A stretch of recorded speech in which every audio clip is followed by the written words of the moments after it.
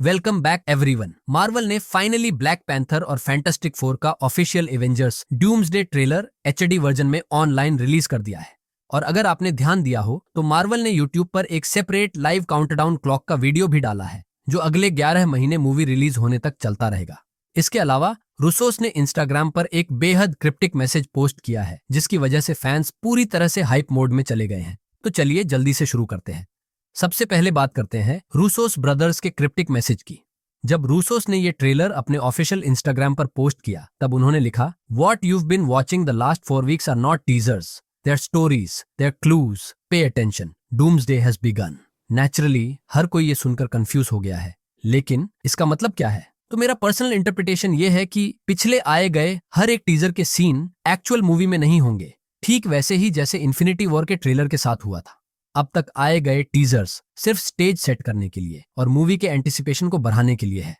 जब रूसोस लिखते हैं डूम्सडे हैज बिगन तो इसके दो मतलब हो सकते हैं। पहला कि इनकर्जन्स ने एमसीयू को डिस्ट्रॉय करना शुरू कर दिया है, और दूसरा रॉबर्ट डाउनी जूनियर का डॉक्टर डूम एमसीयू में अब आने ही वाला है।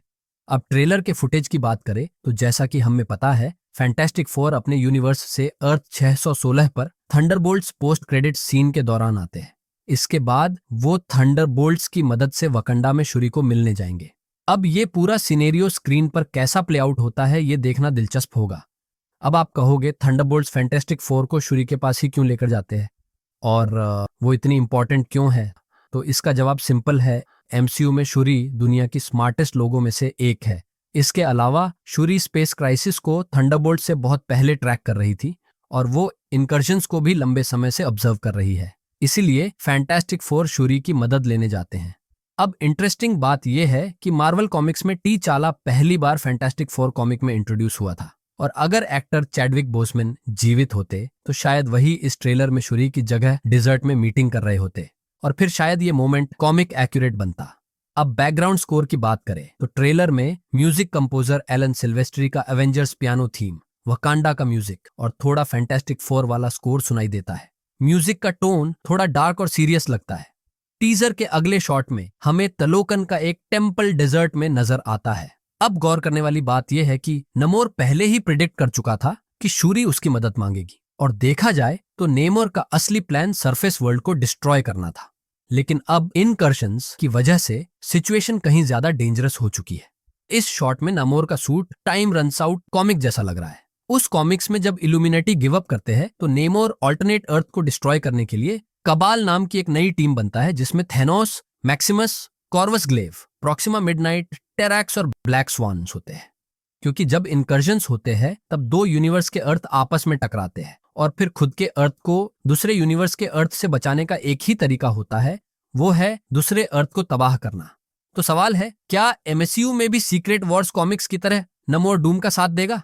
अब शूरी के नए ब्लैक पैंथर सूट की बात करें तो उस पर ज्यादा गोल्ड और ज्यादा ब्लू लाइनिंग है, ठीक किलमॉन्गर की तरह। टीजर में आगे हमें शूरी का एक डायलॉग सुनाई देता है, "I've lost everyone that matters to me." यहाँ वो शायद टीचाला और उसकी माँ क्वीन रमोंडा की बात कर रही है। लेकिन शूरी का ये डायलॉग सुनकर अब फैंस कंफ्यूज हो रहे हैं। वो सोच रहे हैं कि टीचाला के बेटे का क्या वो उसे अपना नहीं मानती है? आपको क्या लगता है? नीचे कमेंट्स में अपनी बात शेयर करें। अब रूमर की बात करें तो ऐसा कहा जा रहा है कि हमें ओल्डर वर्जन का टीचाला सीक्रेट वॉर्स में वापस मिल सकता है। इस अल्टरनेट यूनिवर्स के ब्लैक पैंथर का रोल शायद एक्टर डैमसन इड्रिस प्ले कर सकते हैं, या फिर वो टीचाला के बेटे को टाइम जंप दिखाकर ब्लैक पैंथर का मैंटल सौंप सकते हैं। मार्वल ऐसा इसलिए कर सकता है क्योंकि उन्हें किसी भी हाल में चैडविक बोसमैन के लेगेसी को बचाना है और साथ ही ओरिजिनल ब्लैक पैंथर को वापस लाना है। अब टीजर के अगले शॉट में हमें एम बाकू बेन ग्रीम से बात करता नजर आता है। इस सीन में हमें एम बाकू का नया सूट दिखता है। पिछली फिल्म में नामोर ने उसके आर्मर को डिस्ट्रॉय किया था, इसीलिए इस बार उसके सूट पर हमें मोर विब्रेनियम वीव नजर आता है। हालांकि उसका ओवरऑल डिजाइन अभी भी ट्रेडिशनल एप ट्राइब स्टाइल जैसा ही लगता है।